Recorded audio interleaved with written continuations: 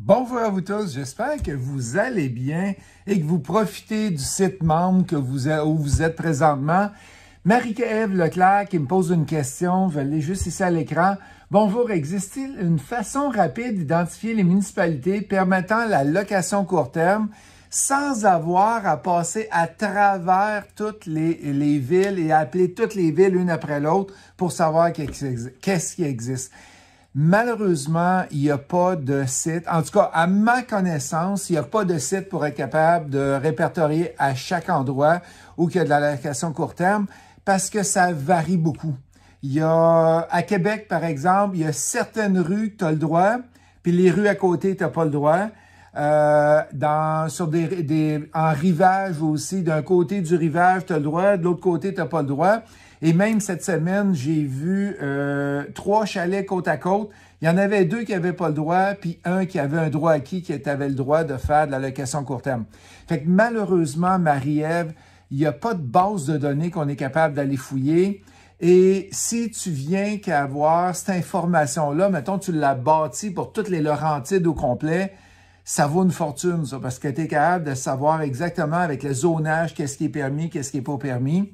Fait que ça vaut de l'argent parce qu'il faut tout aller le débroussailler, nous autres mêmes, pour être capable de voir quelle zone est permis, location court terme, villégiature aussi qu'on appelle, ou si c'est juste du résidentiel. On a une autre question de Ivao Saint-Jean. Je regarde une maison à vendre d'un de mes collègues. Je crois que ce sera un bon flip. Par contre, j'aimerais la faire inspecter avant de faire une offre d'achat. Et mon inspecteur me dit qu'il faut que je fasse une offre d'achat avant de faire l'inspection. Qu'est-ce que je devrais faire? Bien, c'est un de tes collègues, ça fait que je vois pas de problème à faire inspecter la maison avant. Mais le défi que tu as, il y a 2 choses là-dedans, OK? Le défi que tu as, c'est que si tu fais, mettons que vous vous êtes entendu verbalement sur un prix à 300 000, OK? Et c'est le prix final qui va y avoir, bien, moi, j'aime tout le temps mieux avoir un papier écrit pour avoir le vrai prix qui va être que tu vas avoir. Et après ça, tu fais venir l'inspecteur et s'il y a un problème, là, tu fais baisser le prix.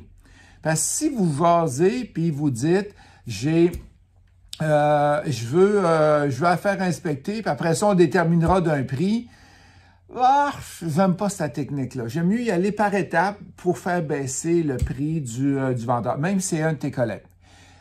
Qu'est-ce que ton inspecteur dit? C'est qu'il ne peut pas venir faire l'inspection avant une offre d'achat. C'est complètement faux.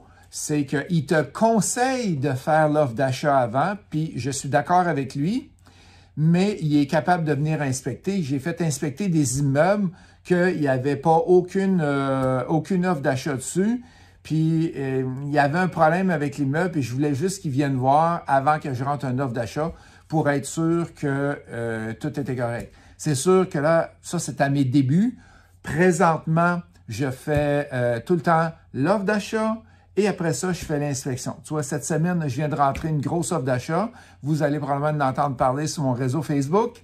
Et vous allez voir après ça toutes les étapes que j'ai besoin de faire pour être capable d'aller visiter. Et je vais jamais faire l'inspection avant d'avoir fait la visite des lieux. Fait que c'est offre d'achat, visite des lieux, inspection. Pourquoi? Parce que je ne veux pas dépenser de l'argent tout de suite pour m'en aller à l'inspection. Je vais mieux m'assurer que la visite des lieux est bonne. Fait que j'espère que Marie-Ève et via Ivao, j'ai pu vous aider avec vos questions. Merci.